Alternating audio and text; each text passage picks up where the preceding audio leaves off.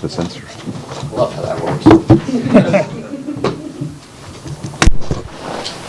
Okay, the January 14th, Happy New Year, everybody. Meeting of the Municipal Code Enforcement Board is now called to order. Our next meeting will be February 11th, 2026. Please stand for the Pledge of Allegiance. I pledge allegiance to the flag of the United States of America and to the republic for which it stands, one nation, under God, indivisible, with liberty and justice for all. Thank you.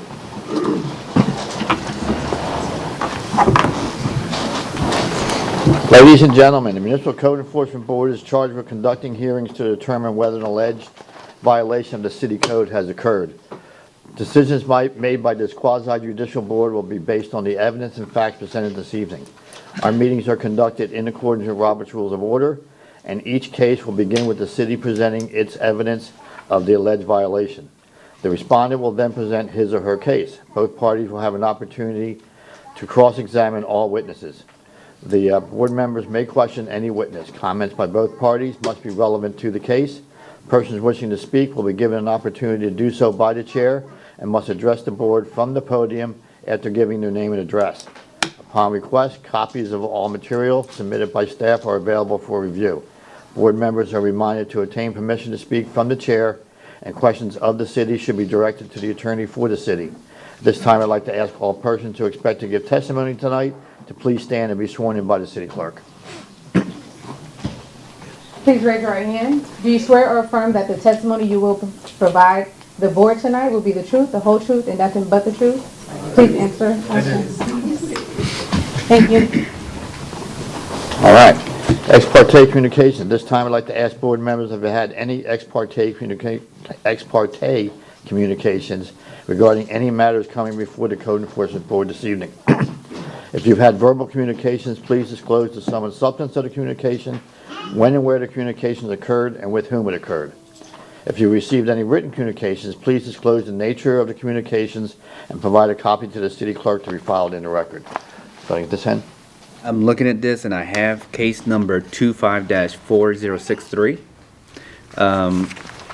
Verbal or written? It was verbal Okay. by phone. When? Would say maybe about last week, Okay. 2 weeks ago. They're actually my next door neighbors, 13043 Terrace Springs Drive. And I was in communication with Progress Residential to remedy some of the violations that they had on there per the HOA board. Can you elaborate just a little more on exactly what the communications were, please? Sure, there was a cable in the outside that had to be either buried or eliminated. There was some sod in the front yard that had to be replaced, and also the roof had a blue tarp on there as well too. And we were trying to get that corrected. Okay, did you talk to them as a potential contractor for it, or just giving advice, or what? No, we were contacting them to get these things done because I'm part of the HOA. Okay, so you did it. And they live right next door to you? The house belongs to Progress Residential, which is a management company, and they're right next door. So you live right next door to the property with the violation on it? That's correct. Because you live so close, you've had these discussions, I think that you're going to be I don't think you'll be able to be a part of that particular hearing, if you don't mind. If you would recuse yourself, and the reason being, you're right next door to it, the outcome may or may not have an impact on you, and there may be a question of impartiality or anything like that. So if you could just appreciate it. Absolutely. Yeah, when that case comes up, you'll just have to go out. Okay? Or just, he can stay, just can't participate. Okay. Rod? I'm not sure about this case, but, I just wanted to, it's case number 25-4799. It's City versus Side Investment. If it's regarding the new restaurant, before they opened, I did not have any ex parte.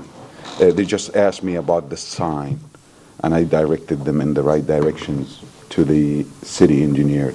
I have no clue how you permit a sign, except structurally, but not with So the conversation you Locals. had with them was they asked you about how they could get a sign permitted? Yes. You gave them the name of somebody that knew more about it than you? That's about it. That was the extent of your conversation? That's it. All right, let me just go through, do you feel you can be a fair and impartial decision maker on this and base your decision only on the evidence presented at the hearing?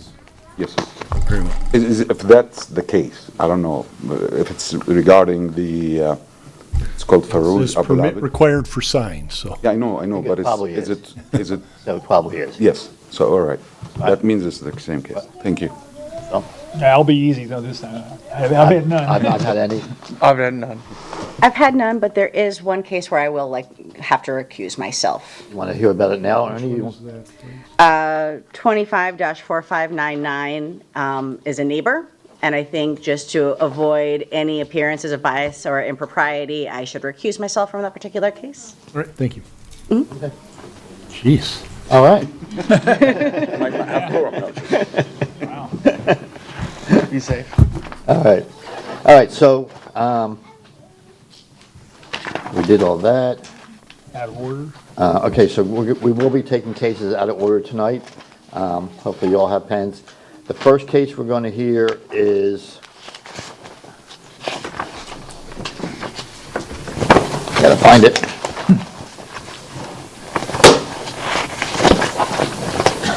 Is the last case under new business, case number 25-4799. Mr. Chairman, may I have a point of order? Sure. We did not approve the minutes. Yeah, we'll get to it. After I tell everybody which case, what the order is. Okay? Yes, sir, thank you. Thank you. So case number 2 will be 25-3063. Case number 3 will be 25-3064. Case number 4 will be under old business, case number 25-2911. Looks like you. That's number 5. That's number 4. Gotta find them myself.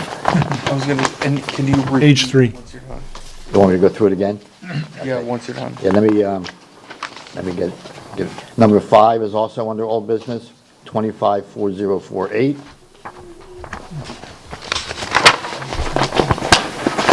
Number 6 Slow down. Okay, there we go.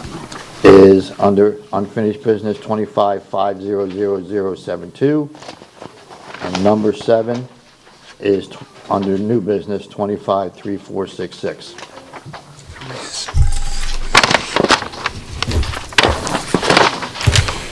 25-3466, that's number 7, you said? Yes. So if you go by the way they're listed in your agenda, the first case under new business, case number 25-3063, is number 2. Yes. Oh, Case number 25-3064 is number 3.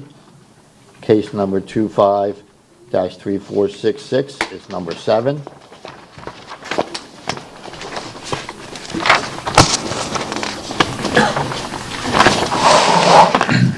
The last case under new business, 25-4799, will be number 1. Okay. First case under unfinished business, 25-500072, is number 6.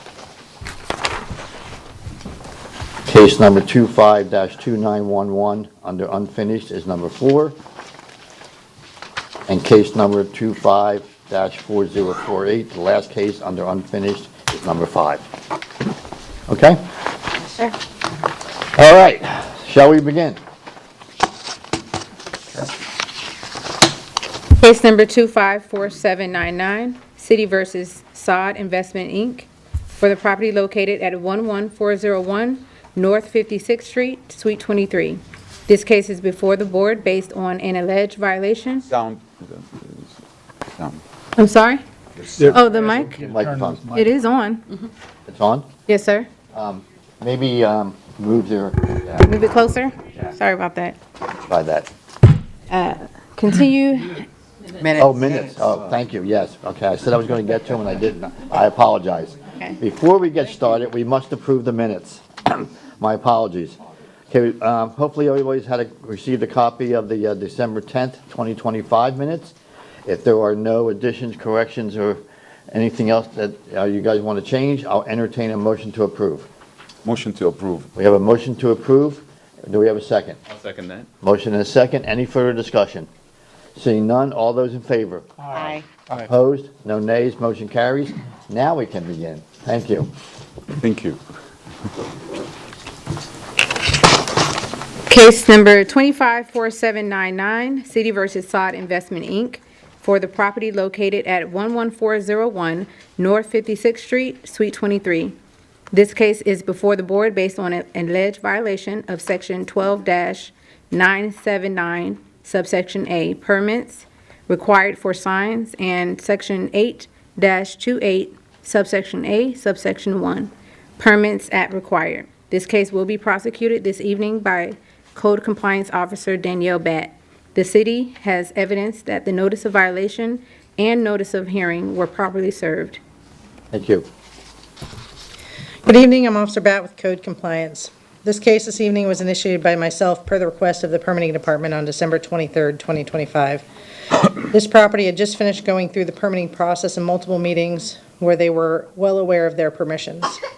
Permit number 252103 was approved and finalized, which was correctly installed, but the week of December 23rd, 2025, there was unpermitted modifications done to the sign, so a stop work order was issued on December 23rd, 2025. These same modifications were rejected during the permitting process multiple times by the Planning Department between May and September of 2025. Prior to the permit being issued, a notice of violation was prepared on December 23rd, 2025, and posted to the property, requested posting to City Hall electronic board, and sent both certified and regular mail to the address of record on December 24th, 2025, with a compliance date of December 26th, 2025.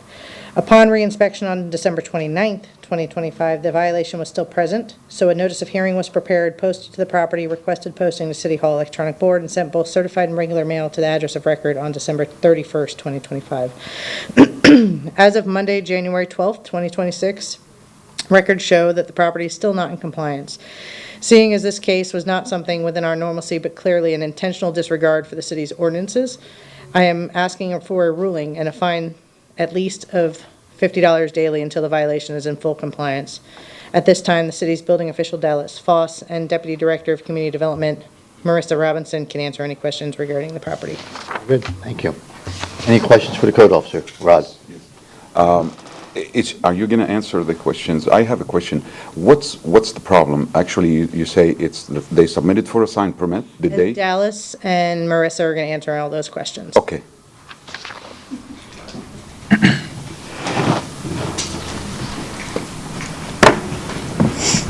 Yeah, I thought you were here just to hang out with us. Good evening, Chair and board members. I'm Marissa Robinson with Community Development. So go ahead and ask your question. Yes.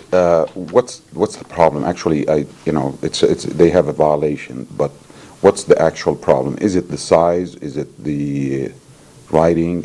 What is it? So I'll kind of walk you through. Community Development actually worked with the tenant and contractor starting in May of 2025. We actually met with them. They did ask at that time for leniency with our code to install the sign that they requested. Staff did inform them that we couldn't be lenient and that they would need to redesign their sign to meet the code. So if Jack can...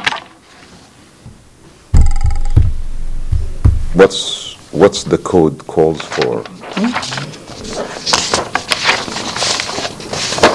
So this was one of their signs that they submitted for the design on August, and it was denied by our permitting staff because of the three logos, one in the center and two on the edges. The code says you can only have one company logo, and they had three. And the next one. This one was also submitted in August. Again, you can see the three logos in the center, which is a violation of our code. They also submitted this one, which was denied in July because of the multiple special services. And then this was the actual sign that was permitted. And I can read the section of the code, if you would like that. Yeah, I would like that. Okay. So 12-984, I section just 8. wanted to add something before you read the code. I'm familiar with this overseas, and that's a franchise from overseas, and they always have it with 3 logos because they service inside the 3 commodities, whatever, food they, that's, I just wanted to, but I don't know what the code says here. So 12-984, subsection H, ground, pylon, flat, wall, mansard roof, awning, canopy, and permanent window signs shall consist of only the name, corporate logo, corporate slogan, a single special service feature, and the name of the profession, service, or business being conducted at the site. So because they had multiple logos is why they weren't allowed to permit the sign. Even if the logos are tied to each other? They were not tied to each other. So because they're all separate logos for separate businesses, they couldn't be allowed. So it had to be one logo. Are you done? I'm done, but I'm not too clear on it. That's not the code that's listed, though. Correct. So after we went through the permitting process, the permit was pulled in September. It was inspected in October, and the permit was closed out. After that happened in December, they went back and put in the sign that they were told that they were not allowed to have. Oh. Okay. Okay, so ultimately you permitted a version of the signs they submitted, and they went ahead and did what they wanted to do anyway. Right. After the permitting process was through and the permit was closed out, they went back and modified the sign. And when did that occur? December 23rd, Number 20. December 23rd, yes, that Sunday. Thank you. Any other questions? Good. So there's 2 violations, is that what I'm seeing here? The violations are regarding the permitting. Right. Yeah, there's 2, but there's two Yes. separate violations. Okay. What do they have to do to get the permit? They have to remove the features that were unpermitted and go back to what the permitted sign design was. Even if they're corporation, if they're No. the same signs all over the world? Yeah, although it's overseas that way, it doesn't meet our sign code. We've got one more question. Just to clarify, Ms. Robinson, so the sign that's currently up, the sign for which there is this infraction, is one that your department explicitly rejected. Correct. They approached you guys, you said no. Yes, so this started in May, and then the permit was issued in September. So I actually have our senior planner, Alyssa Livingstone, here as well, and she actually met with the contractor or tenants multiple times in the permitting office and did like a courtesy review of what they were submitting. And she always told them no, and they would go back. So we went back and forth with them for months. Understood, thank you. Any other questions? Thank you. Is the respondent here?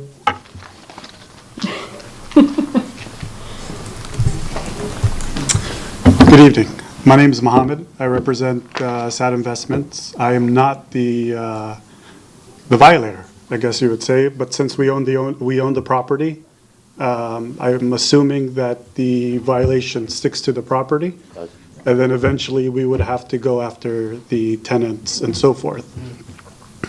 Took me a while to understand exactly what happened, back and forth emails, a lot of fighting happening, or I wouldn't say fighting, but a lot of back and forth explanations and so forth. I think the issue here, aside from what they did, the timing. So we didn't really find out about this till the beginning of the year. I mean, the 23rd, the violation occurred. We didn't get the notice till probably that Friday or Saturday. And when I showed up to the property, I didn't even know we had a hearing until I seen the hearing posted on the window.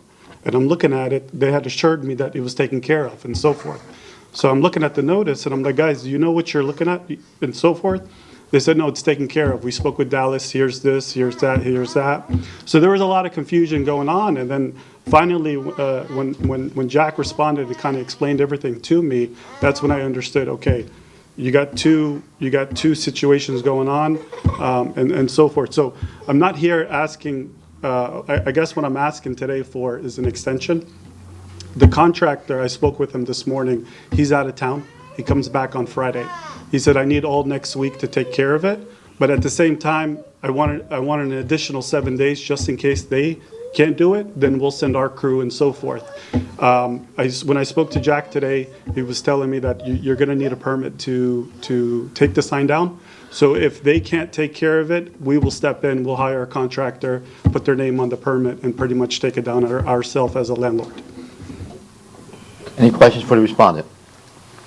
Thank you, sir. You can have a seat. If there's no other questions, I'll entertain a motion. Someone? All right, I'll take this one. Thank you.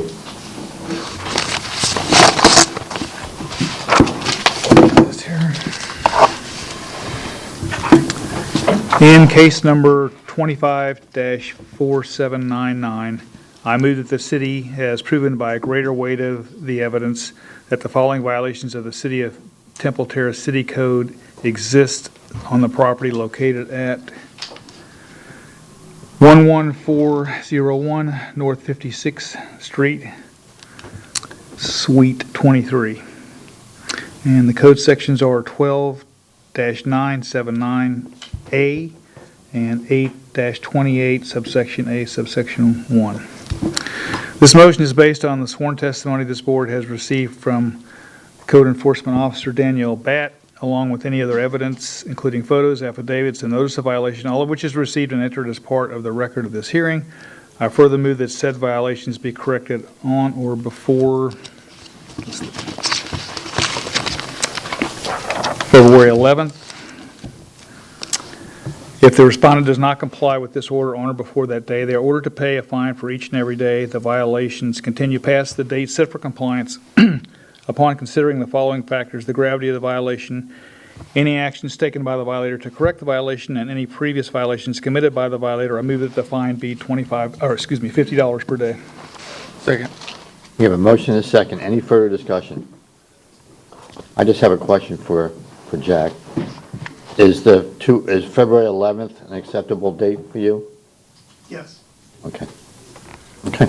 Yeah, I wasn't sure when he said something about getting a 7-day. I assumed that 30 days would cover whatever. Yeah, that's fine. Just wanted to make sure city was good with Okay. it. Okay. Just no further discussion. All those in favor? Aye. Opposed? No nays. Motion carries. So you have until February 11th to take care of all this, okay, that's 30 days. It should give you plenty of time. If the wrong sign is still up, you don't have your right permits, blah, blah, blah, you will be charged $50 a day until it's fixed, okay? Thank you. Next case, please. Case number 253063, City versus JGC Second LLC, for the property located at 5416 Rainbow Drive. This case is before the board on an alleged violation of Section 8-102, subsection 22, minimum housing, maintenance of structures. Section 8-102, subsection 13, subsection C, minimum housing roofs. Section 12-859, subsection 2, RVs, boats, and trailers, and Section 10-34, sanitation premises clean. This case will be prosecuted this evening by the Code Officer Doug Allen. The city has evidence that the notice of violation and notice of hearing were properly served. Good evening, Mr. Chairman and board members. Doug Allen, Code Compliance Officer. This case was originated by Officer Batts on July 29th, 2025 for the minimum housing and debris accumulation violations. She's scheduled a reinspection date for August 11th, 2025.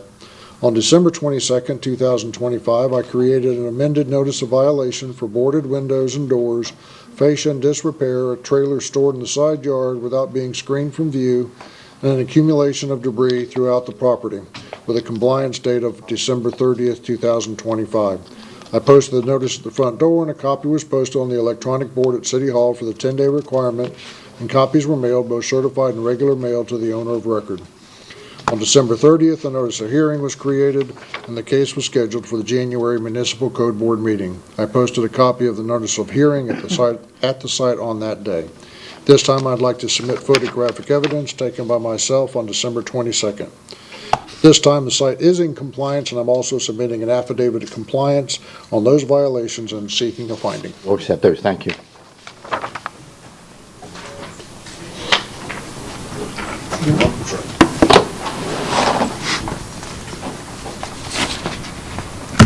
Any questions for the code officer? So 2 violations, and they were all Everything's in compliance. everything is in compliance. Okay. Any other questions for the code officer? I know the respondent is here. Is there anything you want to say? Okay. Name? Clay Matthews, counsel for JGC2 LLC. Just briefly, we'll stand on the evidence submitted, the testimony by a code enforcement officer, and request that the board enter an order finding no violation and imposing no penalties. And we're here to answer any questions you may have. Okay, thank you. Thank you. Before you sit down, any questions for the respondent? Oh, okay. If there's no further questions, I'll entertain a motion. I'll do that. Thank you. In case number 25063, I move that the city has proven by the greater weight of evidence the following violations of the City of Thimble Terrace City Code did exist on the property located at 5416 Rainbow Drive, with the applicable code violation, Section 8-102, subsection 22, and Section 8102, subsection 13, subsection C, and Section 12-859, subsection 2, and Section 10-34. This motion is based on the sworn testimony this board has received from the code enforcement officer, along with any other evidence, including photos, affidavit, and the notice of violation of which received and entered as part of the record of this hearing. I further move there will be no fine imposed because the violations were brought into compliance prior to the date of this hearing. We have a motion. Do we have a second? I'll second. Motion is second. Any further discussion? Seeing none, all those in favor? Aye. Opposed? No nays. Motion carries. So you've been found in compliance, so there's no fine. However, should these properties go out of compliance again, it becomes a repeat violation, and the fines are much more because of that, okay? Next case, please. Case number 253064, City versus JGC 2 LLC, for the property located at 5418 Rainbow Drive. This case is before the board on an alleged violation of Section 8-102, subsection 22, minimum housing, maintenance of structure, Section 8-102, subsection 13, subsection C, minimum housing, roofs, and Section 10-34, sanitation premises clean. This case will be prosecuted this evening by Code Officer Doug Allen. The city has evidence that the notice of violation and notice of hearing were properly served. Good evening once again, Doug Allen, Code Compliance Officer. This case was originated by Officer Batts on July 29th, 2025 for an accumulation of debris, unpainted or unsealed exterior wooden wall, soffit in disrepair. She scheduled a reinspection for August 11th, 2025. On December 22nd, 2025, I created an amended notice of violation for debris accumulation, unpainted or unsealed exterior wooden wall, and soffit in disrepair with a compliance date of December 30th, 2025. I posted a copy at the site, and a copy was also posted at City Hall on the electronic board for the 10-day requirement. The copies were mailed, both certified and regular mail, to the address of the owner of record. On December 30th, 2025, a notice of hearing was created, and the case was scheduled for the January Municipal Code Board meeting. I posted a copy of the notice of hearing at the site on that day. This time, I'd like to submit photographic evidence of the site taken by myself on December 22nd. This time, the site is in compliance with all the violations. I'm seeking a finding and would like to submit an affidavit of compliance. We'll accept that. Thank you.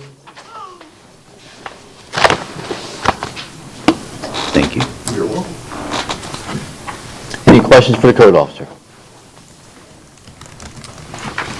Seeing none? Mr. Bond? Just state your name again, please. Briefly for the record, Clay Matthews, counsel for JGC2 LLC. Based on the testimony and affidavit from Mr. Allen, we respectfully request an order finding no violation and no penalties or fines. Thank you. Here to answer any questions you may have. Thank you. Thank you. If there's no questions, I'll entertain a motion. I'll do it. Thank you. In case number 25-3064, I move that the city has proven by greater weight of the evidence the following violation of the City of Temple Terrace City Code did exist on the property located at 5418 Rainbow Drive. Violation section 1-102, subsection 22. The motion is based on the swear testimony this board has Before received. you go on, there's two violations, or three violations. Yep. And it's 8-102 subsection 22, 8-102 subsection 13 subsection C, and 10-34. Understood. Applicable code sections 8-102 subsection 22, section 1-102 subsection 8-102. Oh, I'm sorry. 8-102 subsection 13 subsection C, section 10-34. The motion is based on the sworn testimony this board has received from the code enforcement officer, along with any other evidence, including photos, affidavits, and the notice of violation, all of which is received and entered as part of the record of this hearing. I further move that there be no fine imposed because the violations were brought into compliance prior to the date of this hearing. We have a motion, do we have a second? Second. Motion is second, any further discussion? Seeing none, all those in favor? Aye. Opposed, no nays, motion carries. So same warning, if it comes out of compliance, it becomes a repeat and the fines go up from there. Thank you very much. Next case, please. Case number 252911, City versus Eddie Fabero Mestre, for the property located at 6125 Liberty Avenue. One sec. I'm sorry, No, it's okay. is it me? After this case, can I get 2 minutes? I think I need to do a reboot in here. You want to do it now? I can do it right now. Okay, we'll just, go ahead and do it. Yeah, just do your break. thing Motion to and I'll- break. Okay, we'll take a, motion approved, we'll take a 5-minute break. Approved. As soon as Rod sits down.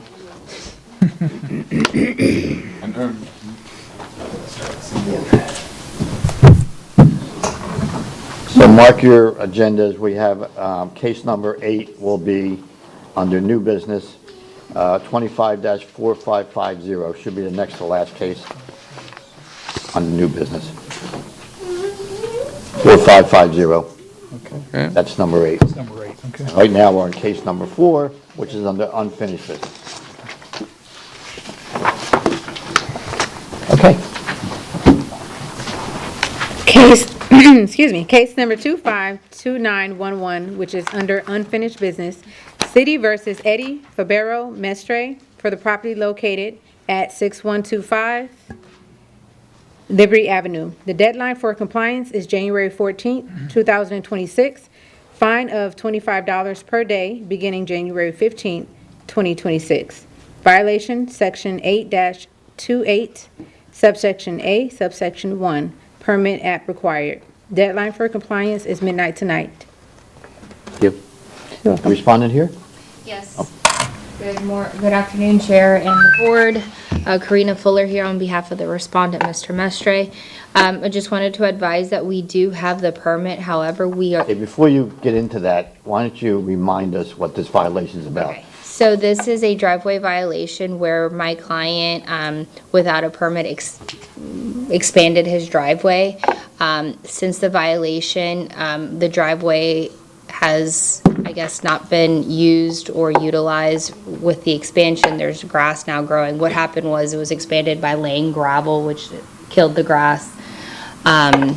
with the intent of laying concrete, but it didn't even get there at that point. After some time, the grass is growing and it's not being used. We have gotten a survey on the property. We have a permit ready. However, there's another violation, which is the next case that's going to be called, where my client needs to obtain 5 different permits. But we cannot submit the permit with the driveway without submitting all of them at the same time per the process here in Temple Terrace. So at this point, we are asking for an extension just because out of all 6 permits, the permit for this particular case and then for the next case that's going to be called, we're only missing 1 permit, and that's electrical, and I'll get to that when that case is called. But at this time, we have everything. We just can't submit it without having everything completed because there is a stop This work. case is being held in abeyance because of the next case. Correct. And you'll tell us why the electrical. So, should we make a motion to just hear the next one and then do them together? We could do that. I mean, there's a couple of options. Would it be acceptable? Have her speak to both of them, but when it comes time for motion, 2 separate. Somebody's mic. Mine is not. Yours, okay. Yes, I mean, I think it would make sense to hear them both at the same time, but if you choose to give an extension, it will be 2 separate motions, one for each case. Okay, so at this time, we're not going to make a decision on this particular case. So why don't you go ahead and tell us about the next case, and then we'll make 2 different motions. Do they have to read? I think they have to we have read to the read case. You have to read, yes, let her read the case, and then we'll get started. Unfinished business, case number 254048, City versus Eddie Fabero Mestre, for the property located at 6125 Liberty Avenue. The deadline for compliance is January 14, 2026. A fine of $50 per day beginning January 15, 2026. Violation, Section 8-28, subsection A, subsection 1, Permit Act required. And for the record, Section 12-225 zoning R-10, single-family residence, was removed from the agenda. The item was not a part of the case for 254048 at the time the order was entered. Okay, Deadline for compliance is midnight tonight. very good, thank you. Okay, floor is yours, and just state your name again, please. Yes, Karina Fuller, counsel for the respondent Eddie Mestre. For this particular violation, board members, my client was supposed to get 5 different permits. These permits included HVAC, electrical, plumbing, mechanical, and structural. This was, there's currently a stop work order because there was work done on the property without the requisite permits. We do have a general contractor, Cesar Garcia. We have all of these permits except the electrical. The reason it took so long to get an electrician on board and provide his license to submit this permit was because it is an after-the-fact permit. So work was done, so it was very difficult to locate a contractor who was willing to put his license on the line without ripping all the walls and so forth. With that being said, the holidays occurred, and this particular contractor who's willing to do an affidavit and inspect the property is currently out of the country. I'm being told that he gets back by the end of the month, and he will be ready, to inspect it, prepare an affidavit, and put his license on the permit. However, we cannot, per Temple Terrace process, we can't submit permits one by one. So the driveway permit that I previously explained, plus these 5 permits, all need to be submitted at the same time. I believe my client was here maybe yesterday or the day before, and he's been here in the past to try to submit one by one permits, and they won't accept it unless all of them are submitted at the same time. I did have an opportunity to speak with Mr. Dallas, the inspector on the case, and I did let him know and advise him that I would be asking for an additional extension, and so that's what I'm here for today. Okay, Dallas, you mind coming up for a minute?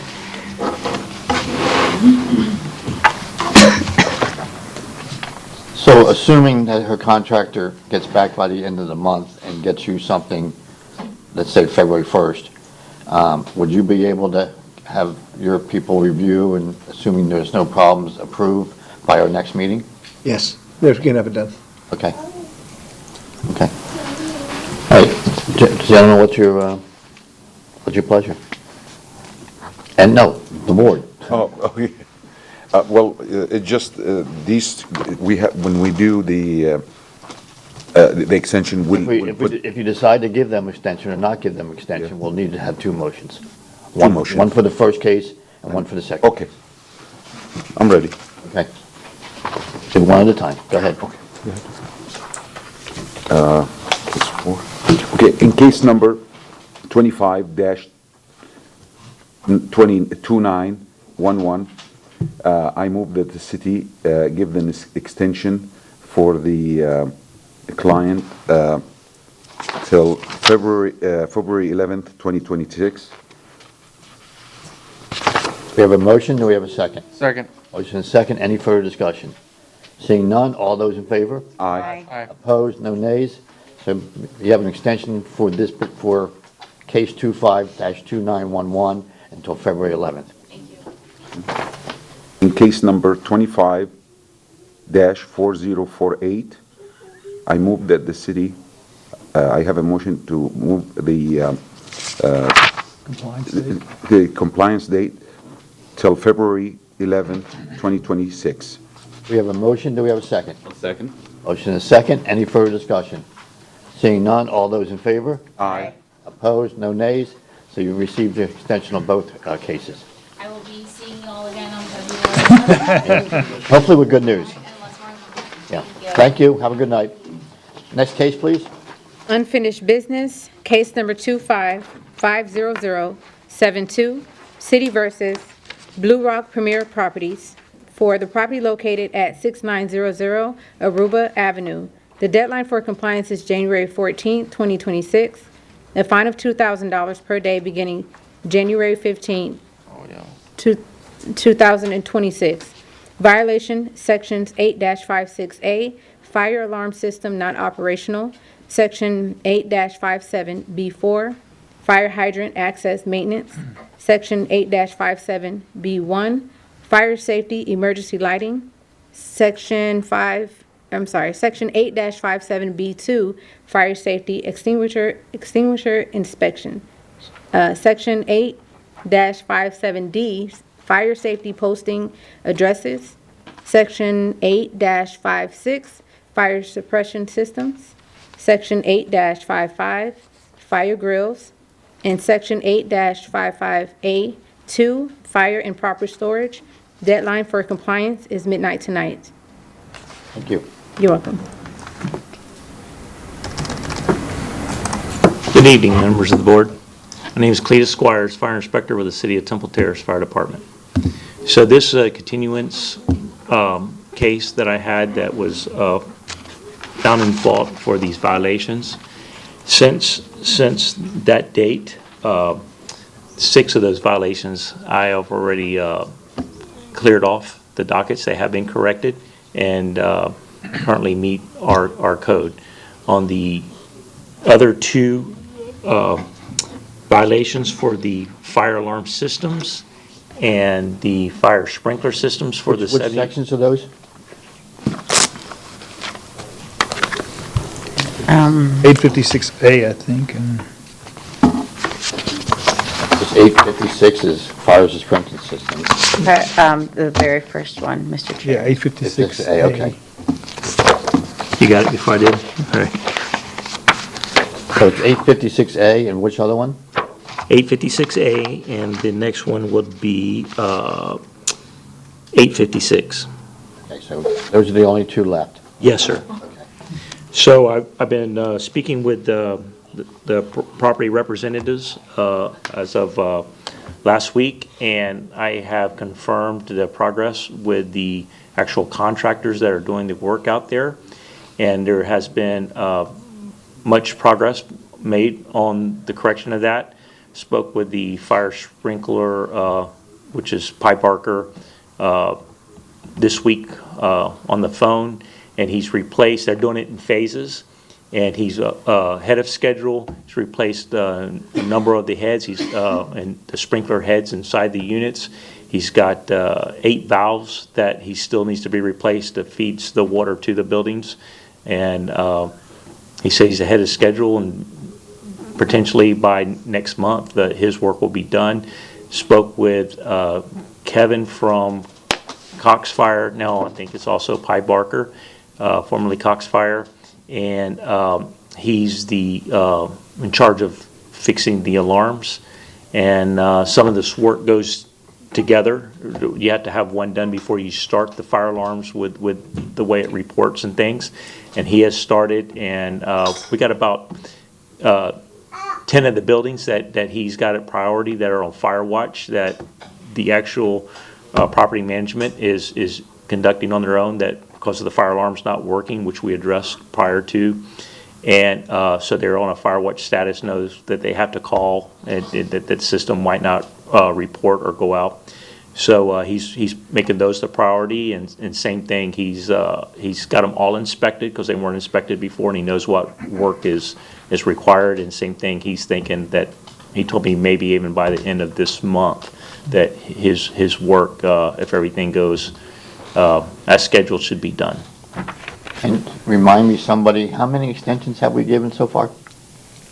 Well, when you found them, they've asked for one extension on the first meeting last month, and you granted them a 6-month, but for me to come back and progress 180 days. And the representatives are here from the property, from Blue Rock, but you granted that at their request from the first meeting on the outstanding violations. And if we gave them 6 months. I don't think he did. No, I don't think we. 30 days, you wanted them to keep coming back. Yeah, we didn't give. Okay, so we didn't give them 6 months. No. Okay. Understood. Estimated it would take Take 6 months. Okay. Right. So, but we've only given them one extension so far. I think this would be the second extension. Okay, thank you. That's what I was trying to get at. Sorry, I misunderstood. That's okay. Any other questions? Did the respondent want to say anything more?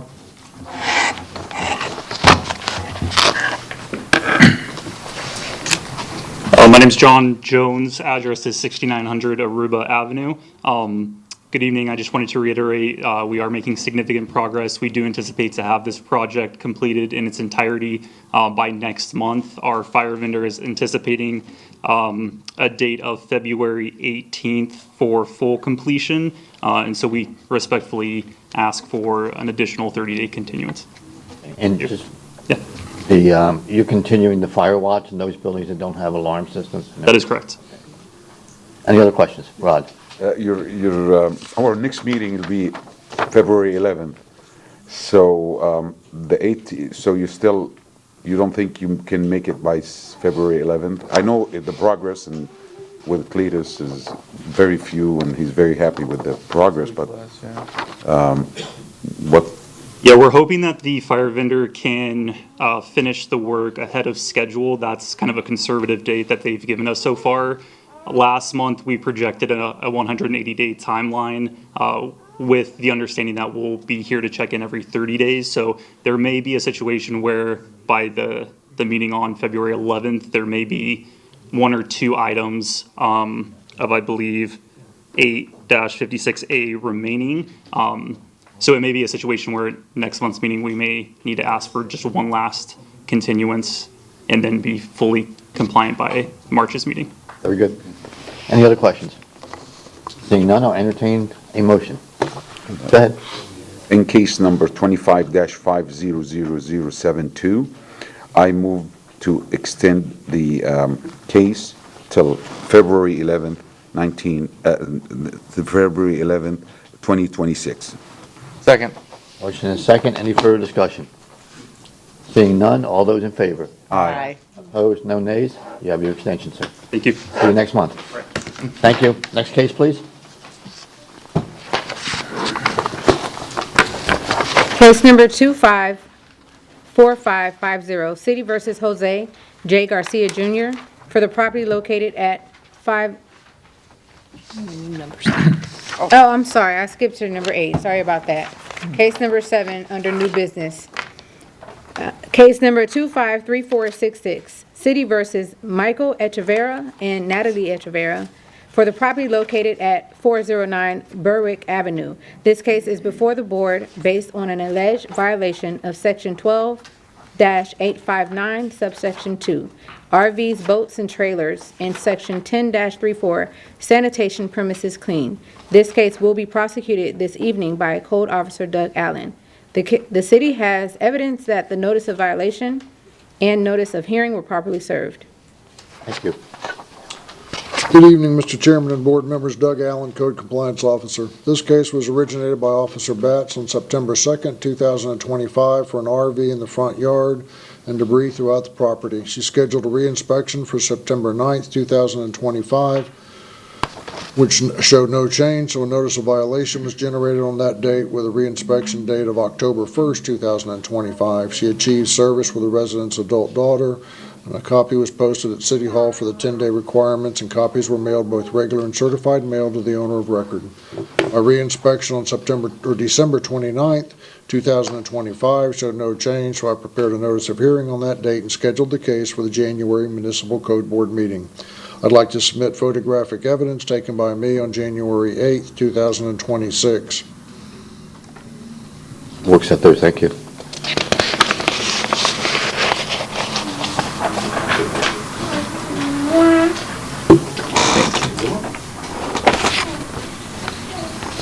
Exhibit number 1 shows the affidavit of service for the notice of violation. Exhibit number 2 shows the RV in the driveway and debris in the yard. Exhibit number 3 shows the debris in the driveway. And exhibit number 4 shows the affidavit of service for the notice of hearing. The site is not in compliance, and I'm seeking a ruling. However, at around 5 o'clock this afternoon, we did get some photos from the resident, and it does look like some of the violations are in compliance. So I'm going to do an inspection again in the morning and see if everything's in compliance, and if so, I'll submit an affidavit of compliance to the clerk's office. Okay, but as of this moment, both sections are still out of compliance. Yes, sir. Thank you. Any questions for the code officer? Seeing none, I guess the respondent is here. Have you both been sworn in? I'm sorry? Were you both sworn in? Yes. Yes. Okay, come on up.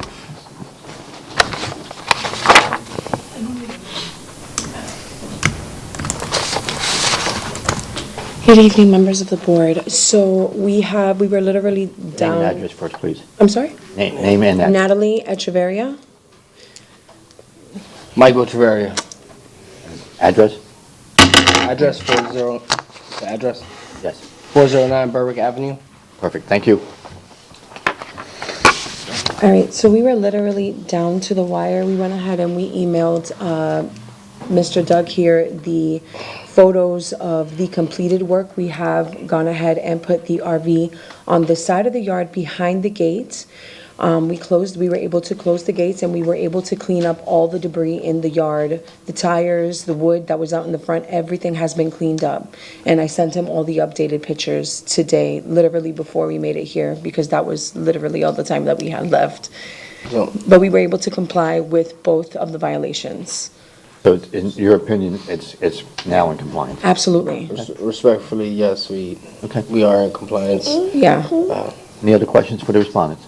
Over here. Hi. How Hi. you Good doing? afternoon. Including the damaged and unpainted wood wall that was taken care of as well? That actually is going to get done. I didn't know that was sorry, part of what? it. What is that? Can you show us? Protocol, I could just, yeah, is this okay? Okay. Yeah, give it Oh, different, oh, I'm so sorry. I apologize. So, Okay, we, Thank you. We're, It's slowly getting around. got it, understood. My apologies then, please continue. RV violations are with the RV in the front. and Understood. the Debris in the front of the yard, That- which both have been taken care of as of Okay, today. excellent. That we did send pictures of. Yeah, we did send the pictures, but I don't think he had time to print them out before he got here. All right. Any other questions? No? Thank you. Question for you, David. Yes, sir. How do we do this? You would just Find it and find it in violation, they'd have 30 days to fix 30 it. days. He'll go out there tomorrow, assuming everything is good. Yeah. They'll be in compliance. Okay, perfect. then I'll do that. Go ahead. no, I'll do that. You can have a seat. All right, thank you so much. Just don't be scared. $2,000. Yeah. In case number 25-3466, I move that the city has proven by this greater weight of evidence the following violations of the City of Temple Terrace City Code exist on the property located at 409 Berwick Avenue, with the applicable code violation, section 12-859, subsection 2, and section 10-34. This motion is based on the sworn testimony this board has received from the Code Enforcement Officer, Doug Allen, along with any other evidence, including photos, affidavit, and a notice of violation of which received and entered as part of the record of this hearing. I further move that the said violation be corrected on or before February 11th, 2026. If the respondent does not comply with this order on or before the day, they are ordered to pay a fine for each and every day the violation continue past the date set for compliance upon the following factors: the gravity of the violation, any actions taken by the violator to correct the violation, any previous violations committed by the violator. I move that the fine be $25 per day. We have a motion, do we have a second? I'll second. Motion is second, any further discussion? Yeah, so do we have any photographic evidence from this case? No, excuse me. You have the second batch. The second, there were two okay. The second batch shows the RV and the tires and all that other stuff. Thank you. So we got 2 and 1. Yeah. Got it. Okay, sorry, I don't want to vote before I have a chance to evaluate It was the second, the yeah, evidence. the second. Got it. Okay. Thank you. We could just make sure that it moves at an expedient pace. Thank you, guys. So is there any further discussion? Seeing none, all those in favor? Aye. Opposed? No nays, motion carries. So you have been found in violation. You have until February 11th, 2025 to bring the property back into compliance. Assuming it's done like you said it's done, he'll go out there tomorrow and take a look at it. And if it's in compliance tomorrow, he'll submit an affidavit of compliance and it'll all go away. Okay? If it's not, he'll let you know what needs to be done, and you'll have until February 11th to get that done. Right, so as of this, As of right now, you're not in compliance. right, but once. Once he looks at it tomorrow, yes, you're good. Yeah, assuming, Found good, do we need to return?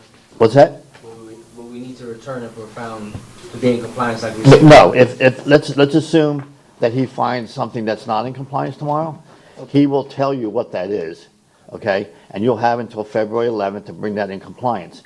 Once whatever he says is not in compliance, you call down here and tell them we've now fixed that, whatever that is. He'll come back out, and then assuming that's fixed, then he'll give us an affidavit of compliance. So you won't have to come back here unless something strange happens and you're not able to bring the property into compliance by our next meeting.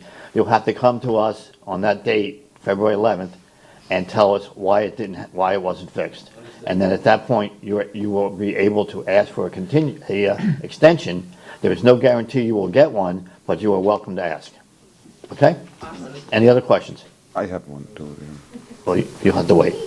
Okay. No, just for you to mention also not to repeat the same violations. Yeah. So like you heard before, if the property comes out of compliance, once it's in compliance, it becomes a repeat violation, and the fines are much higher after that. Okay? Thank you. Thank you, John. Next case, please. Next case under new business. You up past their bedtime? Yes. Yeah. Have a good evening, everybody. You too.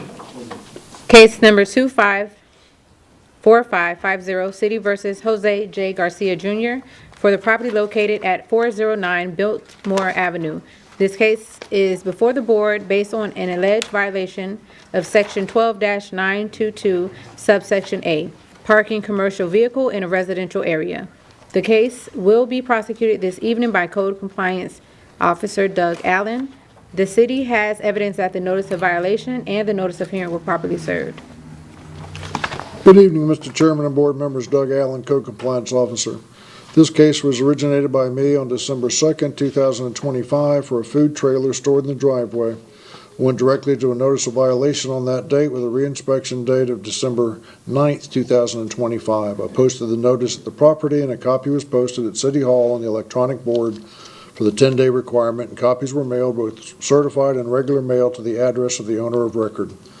My reinspection on December 29th, showed no change, so I prepared a notice of hearing on that date, and the case was scheduled for the January Municipal Code Board meeting. This time, I'd like to submit photographic evidence taken by me on December 2nd, December 3rd, and December 29th, 2025. We'll accept those, thank you. I take it we got technical difficulties? Yes. Show them to the respondent real quick. And they tried rebooting, but it's not, for whatever reason, it's just not working tonight. I didn't realize we weren't getting photos.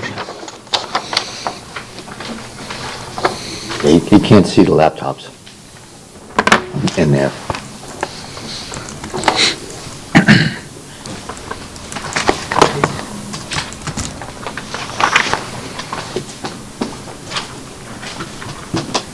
Thank you. You're welcome. Exhibit number 1 shows the posting of the notice of violation. Exhibit number 2 shows the food trailer in the driveway. Exhibit number 3 shows the posting of the notice of hearing. Exhibit number 4 shows the trailer in the driveway. Exhibit number 5 shows the trailer in the driveway. Exhibit number 6 shows the trailer in the driveway. Exhibit 7 shows the trailer in the driveway. Exhibit 8 shows the trailer in the driveway. I've also observed the trailer on site 3 other times since December without taking a photo, once yesterday and today. The site is not in compliance and I'm seeking a ruling. Good. Any questions for the code officer? Assume the respondent would like to say something? Come on up. Have you been sworn in, sir? Yes, sir. Okay. Name and address, please. Hi, Jose Garcia, 409 Biltmore. So, as you guys can obviously see, I run a food truck business. I don't store my trailer in front of my driveway like overnight. I have before, right? Like in particular, like last night, it was there because I had a gig late last night, and my storage site is closed after hours, right? So I can't physically bring the trailer to storage after hours, particularly when I'm coming from like a late night gig. I understand that the trailer is not supposed to be stored there, but it's usually in transit. A lot of times it's there for a few hours throughout the day because I'm waiting to go to a gig or I'm just doing stuff, right? But I'm not storing it there overnight. Like I said, I have before, and I've spoken with the code compliance personnel, and they said as long as you give us a heads up and let us know what's going on with the trailer, you should be good to go. Well, I did that. In particular, the picture with the white truck that was a rental. I called that day to say, hey, I'm prepping. I have a gig later that day. That very same day, I recall seeing the officer drive by taking pictures. And so I don't sell food from my home. It's purely for prep and cleaning, right? It's, the nature of my business, I run a home-based business. As I mentioned before, as I mentioned to the director, you guys are going to see it again. Whether or not it's there overnight, that's a different story, right? That's how I pay my rent. I mean, that's how I pay my mortgage. I sell pizza. So it's like... You have the ability to put it on the side, backyard or the side of your house? No, sir. But like I said, I have storage. I have sufficient storage facilities for just that reason, right? But when it comes to prepping, cleaning, offloading, for example, I do it at my house. You can't clean it, prep it. You can't at least clean it at the storage place? I don't have access to water or power. Okay. That's the constraint I'm dealing with is water and power. Okay. And so I come home, I bring the trailer home to clean because I have water and everything. Because I have to, I have food safety regulations I have to abide by. So I have to make sure my trailer is clean. Right. And the storage site doesn't really have anything for me to do anything other than just for storage. Like I've made dough in the storage site before, like just making the pizza dough. But have you investigated other storage locations that might give you power and water? Or might be open longer? Not that. That's within a reasonable distance. Okay. And I'm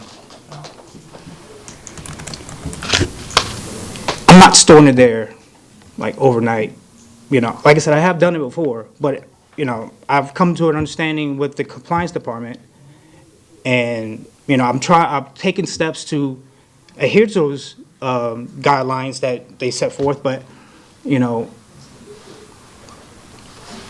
like what can I do? I mean, it's like I can't bring my trailer back to the storage site overnight, and then, you know, the officer's gonna see the trailer the next day.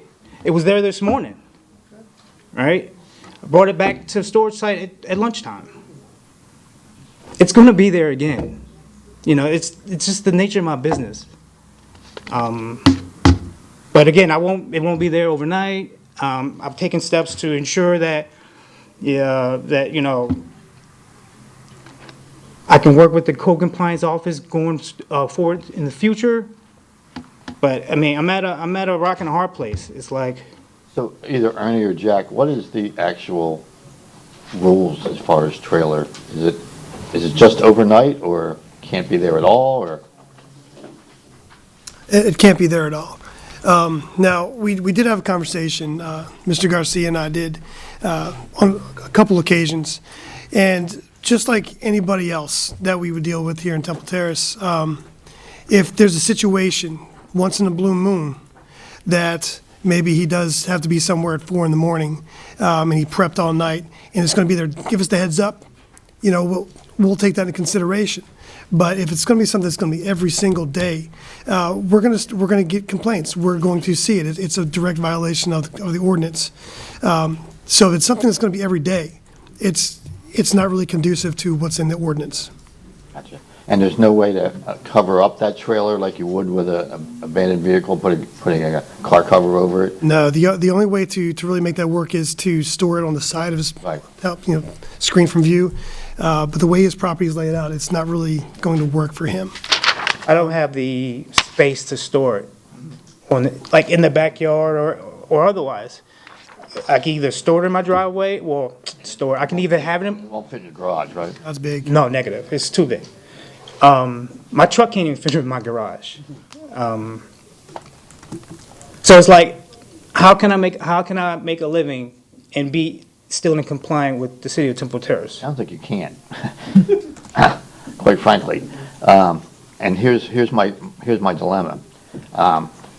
Obviously, you're not in compliance. Well, I am in compliance because the trailer's not there. The trailer's not there now, but And it hasn't been there, and each day that this notice was dropped off, the trailer wasn't there.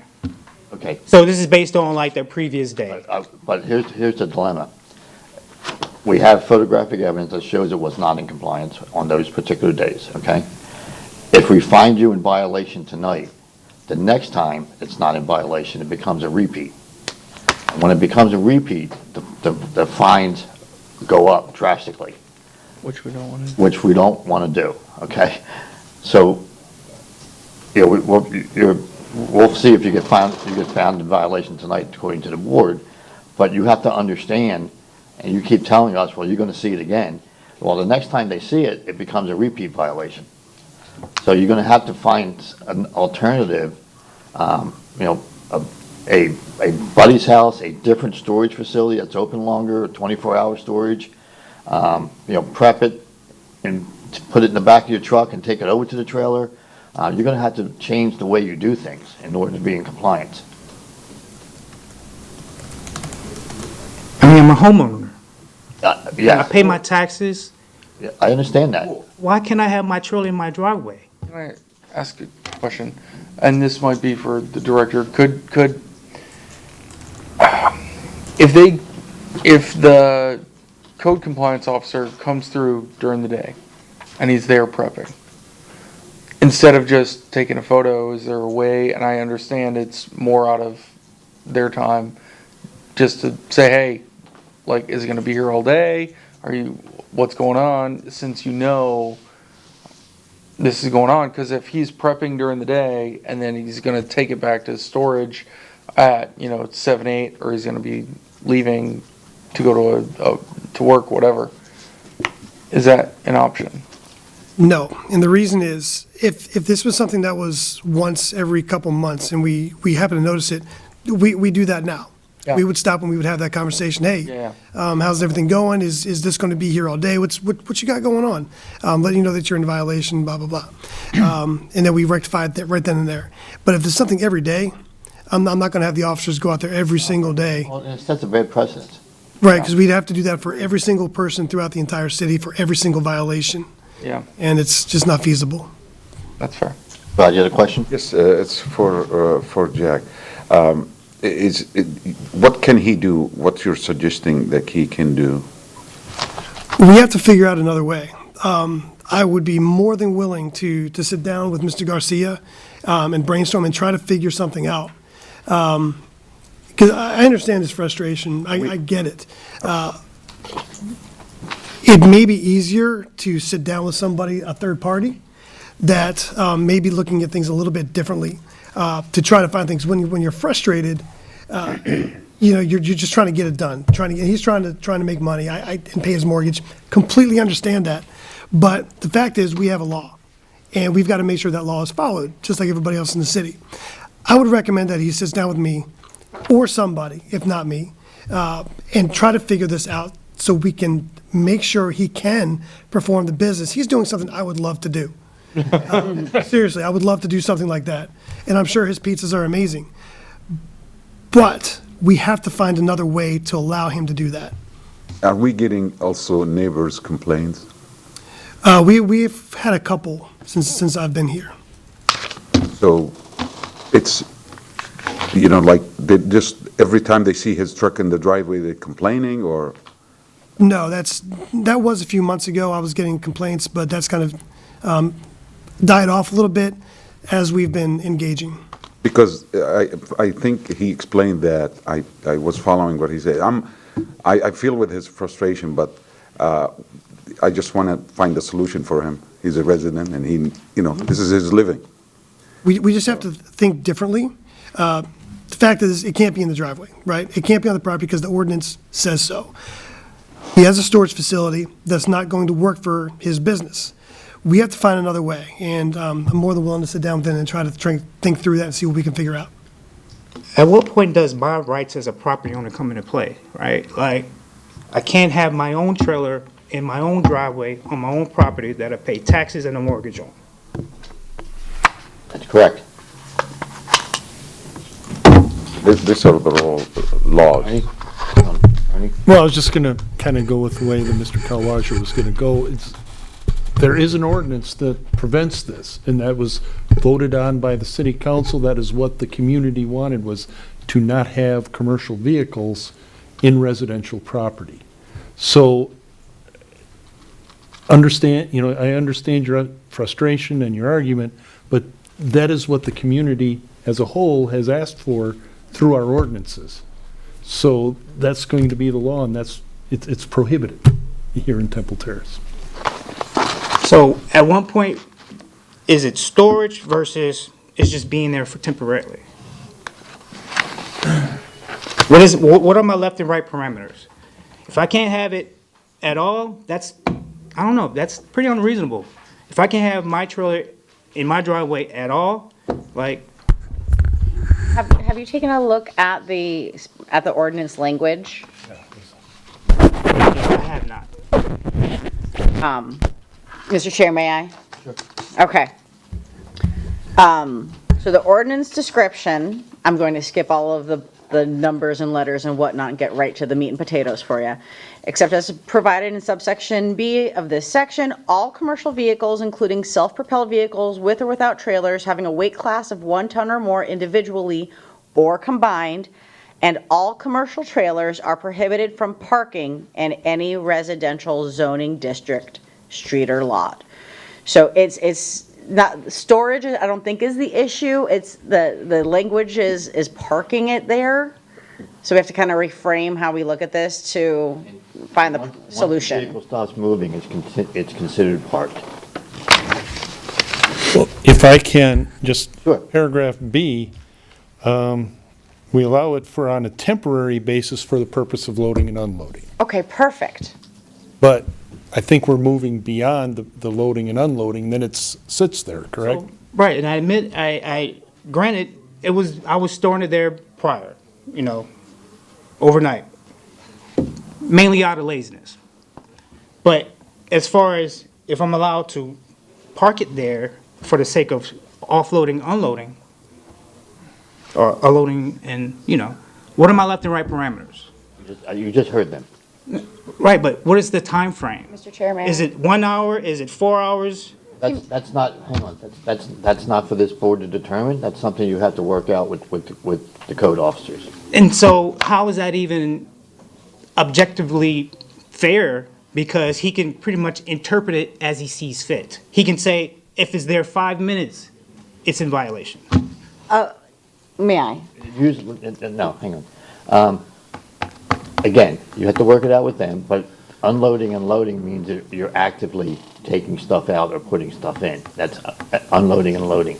So believe me, the code officers in Temple Terrace are willing to work with everyone. But you can't be, like you said, if it was once a month or twice a month or something, but if it's every day and it's sitting there for hours while you're inside prepping, that becomes a problem. I'm in the trailer prepping. I can't prep in my home. I'm in the trailer prepping. Because I have water there. I have electricity. Understand. I can actually prep and run my equipment inside. Just like I said, unfortunately, you're going to have to find it. And I understand that, sir, but, so you're gonna leave it up to Mr. Jack and his enforcers to interpret it as they see fit? So is it 5 minutes? Is it 4 hours? I mean, what are my parameters? I mean. You'll have to sit down and work that out with them. Since we all don't know the inner workings of your business, maybe it would behoove every party involved to have a conversation about what unloading and loading looks like for your particular industry. And if we can all come to the same conclusions about what reasonable expectations might be, everybody can be on the same page about that. You understand what the parameters are, you help us understand what normal looks like, and then we also understand what abnormal will look like or outside of those parameters, and then everybody's on the same page. Well, hopefully normal is every day for me. So, because that means I'm making money every day. Again, you have to work that out with them. So that's crazy, because it's like you leaving it up in the air for him to determine, not based on the law, but based on. Believe me, their determination will be based on the law. So does the law prescribe a time frame of loading and unloading, or is it going to be prescribed by the code enforcers?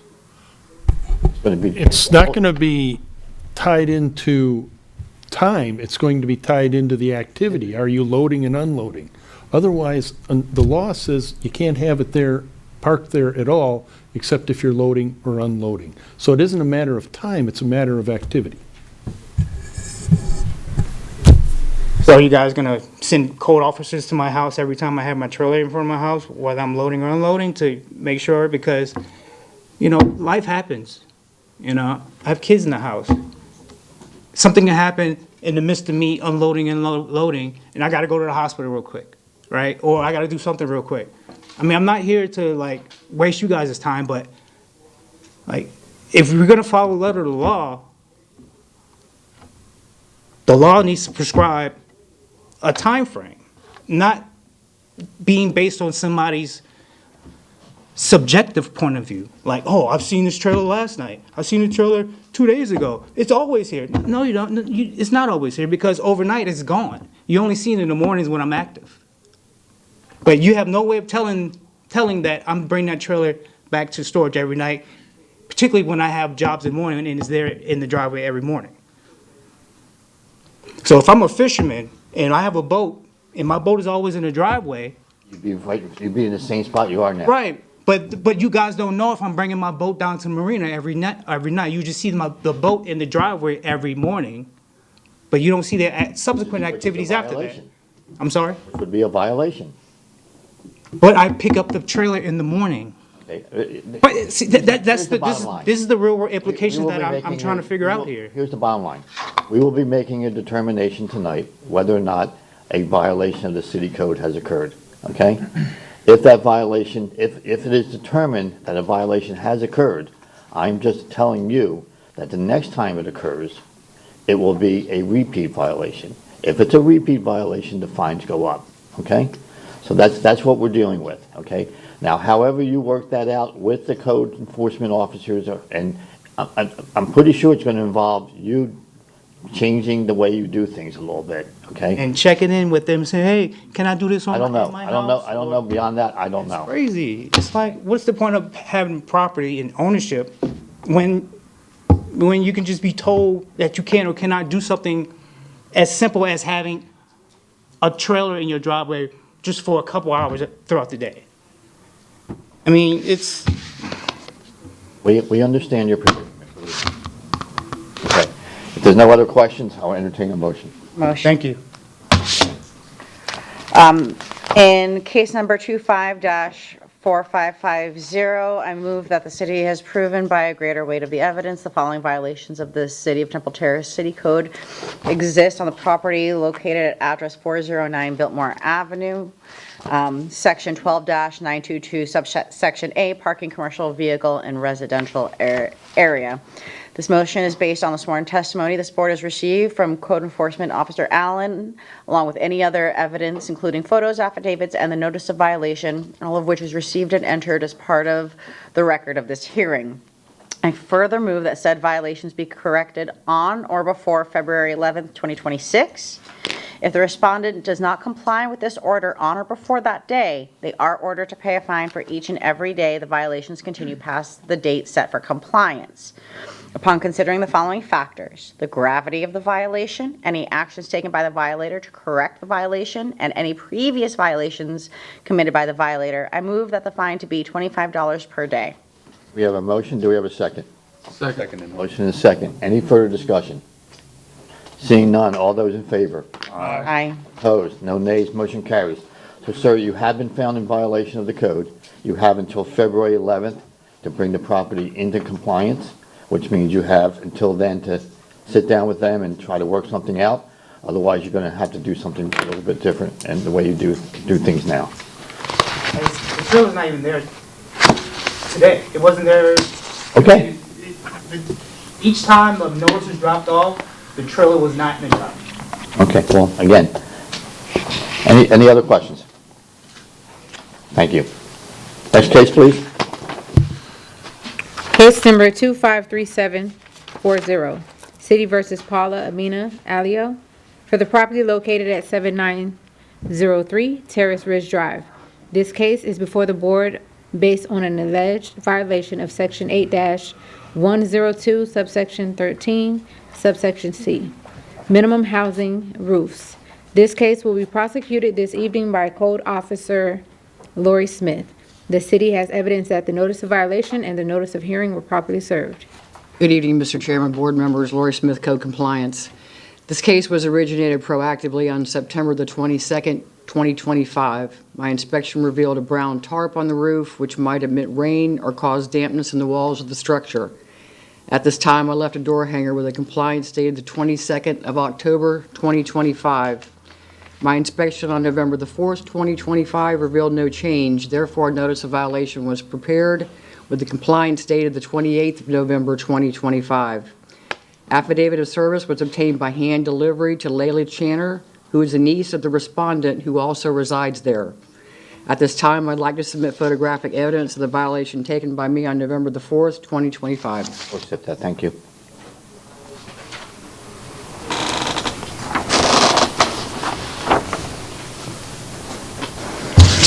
Exhibit number 1 shows the brown tarp on the roof, which might emit rain or cause dampness in the walls. Mr. Chairman, on the 31st of December 2025, while delivering the notice of hearing, I spoke with Layla Channer concerning the violation.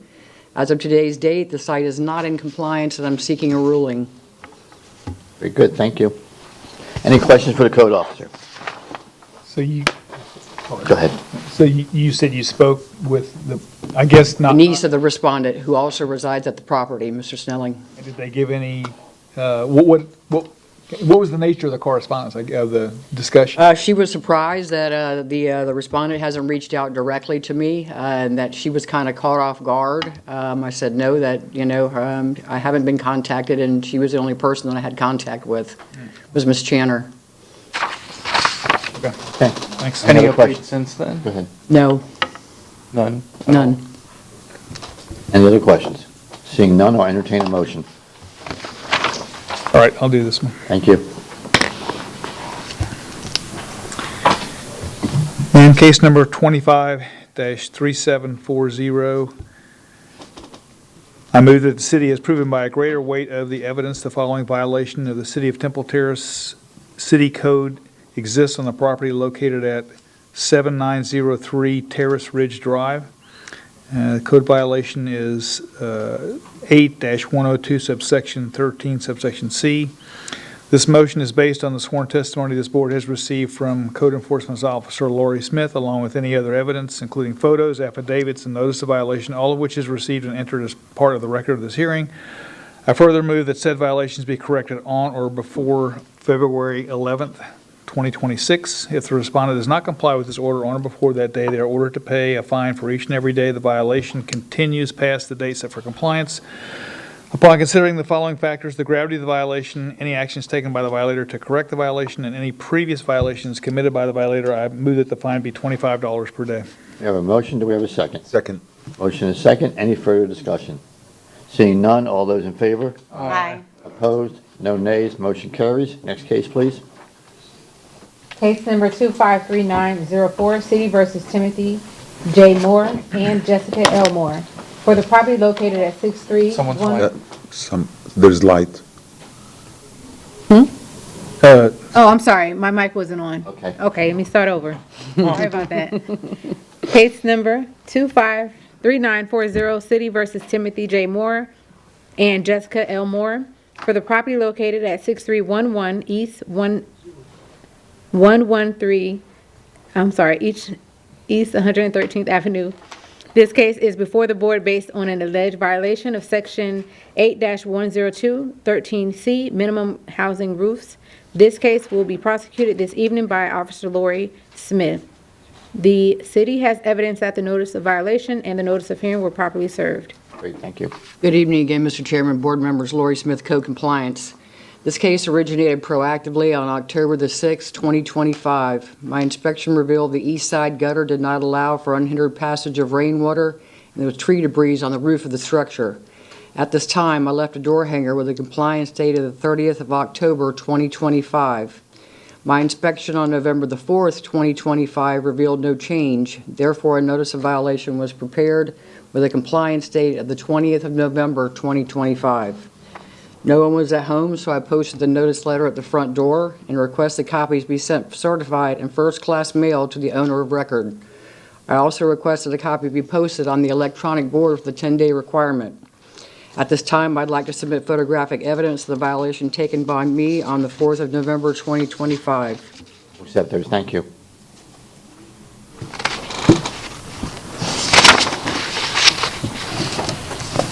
Exhibit number 1 shows a notice letter posted at the front door. Exhibit number 2 shows the east side gutter blocked by a tree limb.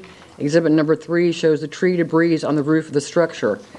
Mr. Chairman, on December the 31st, 2025, while delivering the notice of hearing, I spoke with homeowner Timothy Moore concerning the outstanding violation. As of today's date, the site is now in compliance. I'd like to submit an affidavit of compliance. I'm just looking for a finding. We'll accept that. Thank you very much. Any questions for the code officer? Being none, I'll entertain a motion. I'll do that one. Thank you.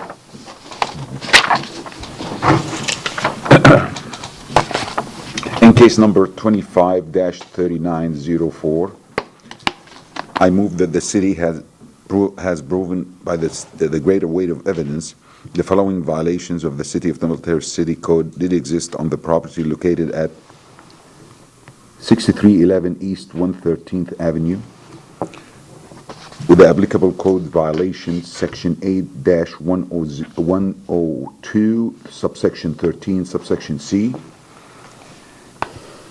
This motion is based on the sworn testimony this board has received from the Code Enforcement Officer Lori Smith, along with any other evidence, including photos, affidavit, and a notice of violation of which received and entered as part of the record of this hearing. I further move that there be no fine imposed because the violations were brought into compliance prior to the date of the hearing. We have a motion. Do we have a second? Second. Motion and a second. Any further discussion? Seeing none, all those in favor? Aye. Opposed? No nays. Motion carries. Next case, please. Case number 254058, City versus James L. Evans. Mike. Oh, I'm sorry. I'll just. We're used to it. That's fine. All right.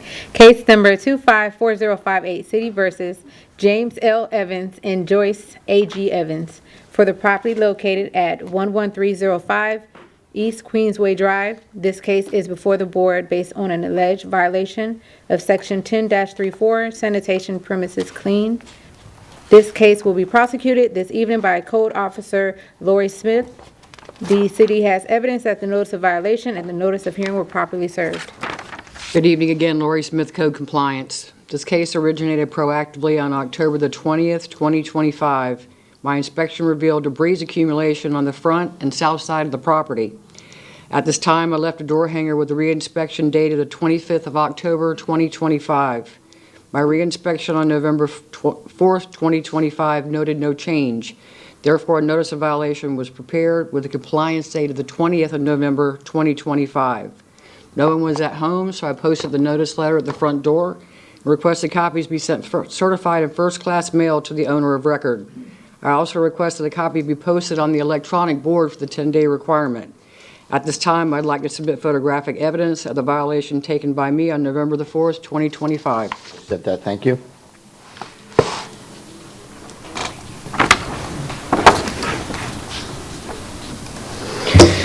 Exhibit number 1 shows a notice letter posted at the mailbox. Exhibit number 2 and 3 shows debris on the south side of the property. Exhibit number 4 shows tree debris accumulation on the front of the site. Mr. Chairman, on December the 31st, 2025, while delivering the notice of hearing, I spoke with homeowner Jim Evans and discussed the violation. As of today's date, the site is in compliance, and I'd like to submit an affidavit of compliance. I'm just looking for a finding. Good, thank you. We'll certainly accept that.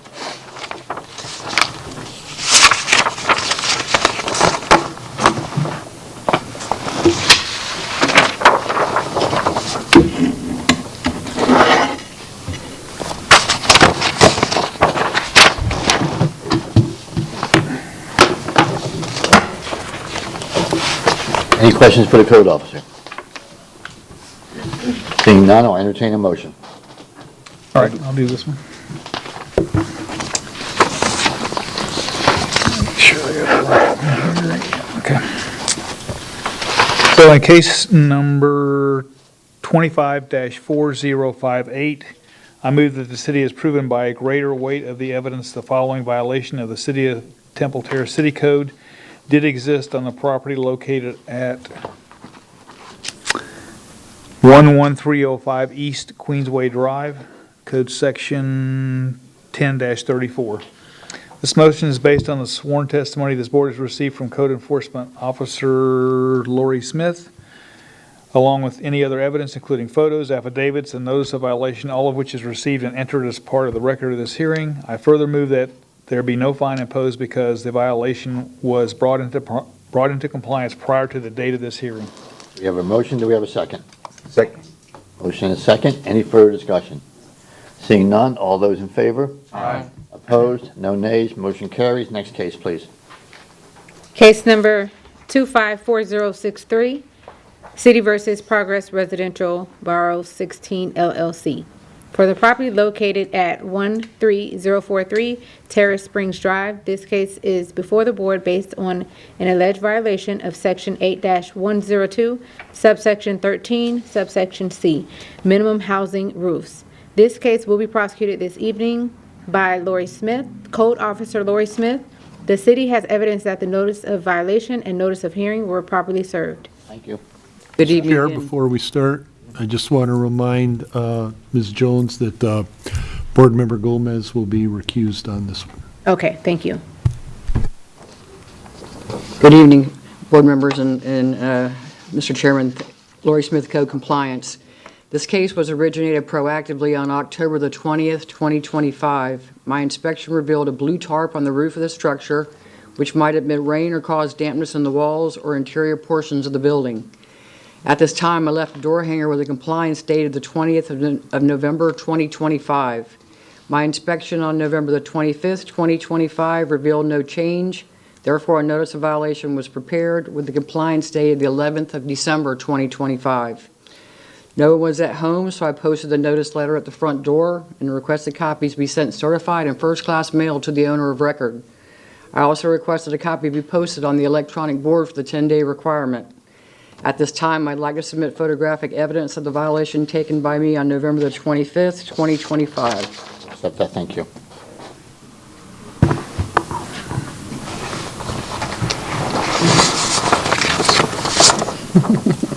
Exhibit number 1 shows a notice letter posted at the front door. Exhibit number 2 shows the blue tarp on the roof of the structure.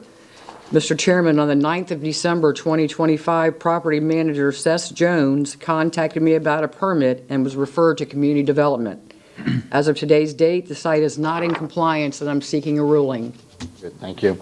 Any questions for the code officer? Any word on the permit? I haven't heard anything, no. Nothing's been, Yeah, it was the same question. Question. Basically, is that, have they applied, to the I haven't best heard of your that they've knowledge, even have you heard applied for anybody it. being applied for a permit or anything like that? Any other questions? Seeing none, I'll entertain a motion. I'll do that. Thank you. In case number 25-4063, I move that the city has proven by the greater weight of the evidence the following violations of the City of Temple Terrace City Code exist on the property located at 13043 Terrace Springs Drive, with the applicable code violation Section 8-1002, subsection 13, subsection C. This motion is based on the sworn testimony this board has received from the Code Enforcement Officer Lori Smith, along with any other evidence, including photos, affidavit, and the notice of violation, all which was received and entered as part of the record of this hearing. I further move that the said violation be corrected on or before February 11th, 2026. If the respondent does not comply with this order on or before that day, they are ordered to pay a fine for each and every day the violation continue past the date set for compliance. Upon considering the following factors, the gravity of the violation, any actions taken by the violator to correct the violation, and any previous violations committed by the violator, I move that the fine be $25 per day. We have a motion, do we have a second? I'll second. Motion and a second, any further discussion? Seeing none, all those in favor? Aye. Opposed? No nays, motion carries. Next case, please. Okay, This is what I have to recuse myself from. What did he say? Stay if you okay. want. Next case, please. Case number 254599, City versus Christy Ann Reeves, for the property located at 11309 Lim Banks Place. This case is before the board based on an alleged violation of Section 12-921 subsection B, off-street parking/driveway. This case will be prosecuted this evening by Code Compliance Officer Danielle Batt. The city has evidence that the notice of violation and notice of hearing were properly served. Good evening, I'm Officer Batt with Code Compliance. This case this evening was initiated by me on December 9th, 2025 for violation of the city's code of ordinance in which I left a courtesy door hanger advising of the violation and my contact information. The code section is 12-921 for the parking under storage a vehicle in the front yard, which is prohibited. A reinspection was done on December 15th, 2025, where the property was still in violation. A notice of violation was posted to the subject property requesting posting the City Hall on electronic board and sent both certified mail and regular mail to the address of record on December 17th, 2025. Upon reinspection on December 29th, 2025, the property was still in violation, so a notice of hearing was created and posted on December 31st, 2025 to the subject property, requested posting in City Hall on the electronic board for the 10-day requirement, and sent both certified mail and regular mail to the address of record. As of my last inspection on January 12th, 2026, the property was still in violation. At this time, I would like to submit evidence for case number 25-4599, supporting the case and asking for a ruling. Accept those, thank you. Any questions for the code officer? You said it's still in violation? Yes. Exhibit A, and those are a photo of the, are photos of the violation on December 17th, 2025 for the issuance of the notice of violation. Exhibit B are photos of the reinspection on December 29th, 2025 for the issuance of the notice of hearing. And Exhibit C are of the reinspection on January 12th, 2026 for tonight's hearing. Go ahead. Yes. They're parking on the grass, or is there Is it, what's that, That white Ford Ranger in the middle of the front yard? there's, there's something, I don't know. I wish we could post that. So they keep parking their vehicle, It doesn't move. doesn't move, It stays there. stays there. If you actually angle the photos, most of the photos are taken close to relatively the same angle at every time, so you can see the car has not moved. Okay. It wouldn't matter, even if it does, you can't park in the front yard. Can I- Right, exactly. But does it move? They have a driveway? I can't prove elsewise. Doesn't think it moves, but it doesn't matter. because It you can't be there. Park in the front yard. Right, right. On the grass. Get sworn in as a the witness? grass. Yeah. Is that acceptable? It's what acceptable. Well, you've recused yourself from the case. As a board member? I just think it's better. Advise not. Okay. I'm going to step outside. I should not be part of this conversation, even just with my eardrums. David, Go in the back room if you like, yeah. Thank you. They're more comfortable. Okay, One more question. hang on a second, one at a time. Bill? Have you had any conversation at all with? I have not spoken to the property owner at all. Mr. Shanks actually did have a conversation with her yesterday or today, so he'd be able to speak to that. Yes, I was going to add that I did speak with the property owner. She called me yesterday about the vehicles. She mentioned the Ranger, the dually truck that's in her driveway, and I believe there was another vehicle. She did tell me the history of why they were broken. Specifically, the Ranger was the one I was concerned most about. She says that the key was broken, that her boyfriend was going to repair it, but was unable to because it's some kind of security system that's installed in it. But she understands the gravity of the situation and is going to do what she needs to do to rectify and repair that vehicle. Did you tell her that they can just put can't they just put a cover over the car? No, No, it's on the grass. Oh, sorry. In the grass. If it was in the driveway, yeah. Yeah. If it's in the driveway, the way it sits, whether the key's broken or not, it would be fine, but it's just where it's at. So she understands that she needs to fix that and move on. It's registered and everything, right? It's just sitting there. The case began as it being in the middle of the yard and can't be there to begin with. Right. And that's where it started. Okay. I would like to say it's registered, but at this moment, I can't clarify that, so I won't speak. Doesn't matter. Yeah, it doesn't matter, yeah. Okay, any other questions? Because then it's inoperable. Seeing none, I'll entertain a motion. I'll do Go it. ahead. That's the last case? Not yet, right? No. Okay. In case number 25-4599, I move that the city has proven by the greater weight of evidence the following violation of the City of Temple Terrace City Code exists on the property located at 11309 Linebanks Place, with the applicable code violation section 12-921 subsection B. This motion is based on the sworn testimony this board has received from the code enforcement officer, along with any other evidence, including photos, affidavit, and the notice of violation of which received and entered as part of the record of this hearing. I further move that the said violation be corrected on or before February 11th, 2026. If the respondent does not comply with this order on or before that day, they are ordered to pay a fine for each and every day the violation continue past the date set for compliance. Upon considering the following factors: the gravity of the violation, any actions taken by the violator to correct the violation, and any previous violation committed by the violator, I move that the fine be $25 per day. We have a motion, do we have a second? Second. Motion and a second. Any further discussion? Seeing none, all those in favor? Aye. Opposed, no nays, motion carries. I believe that's the end of new business, is it not? It is. Yep. Okay, so on to unfinished. Somebody want to let her know she can come back? Okay. Come back. Thank you.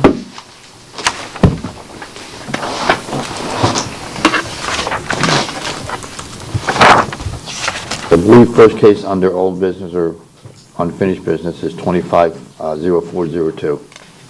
Yes. Yep, top of page 3. Case number 250402, City versus Gardhan Patel and Vishnukumar Patel for the property located at 12112 North 56th Street. The deadline for compliance was extended until January 14th, 2026. Fine of $50 per day beginning January 15th, 2026. Violation, Section 12-986, signs maintenance. Affidavit of compliance received on January 7th, 2026. Case number 252041, City versus John D. Cronin for the property located at 8722 Corridon Court. The deadline for compliance is January 14th, 2026. Fine of $20 per day beginning January 15, 2026. Violation Section 8-10213C, minimum housing roofs. Deadline for compliance is midnight tonight. Mr. Chair, I do have an update on this one, if that's okay. Sure. All right, so on January 5th, I received a phone call and an email from Mr. Jamal Johnson with Hillsborough County Affordable Housing, who have taken on correcting all of these deficiencies on this property.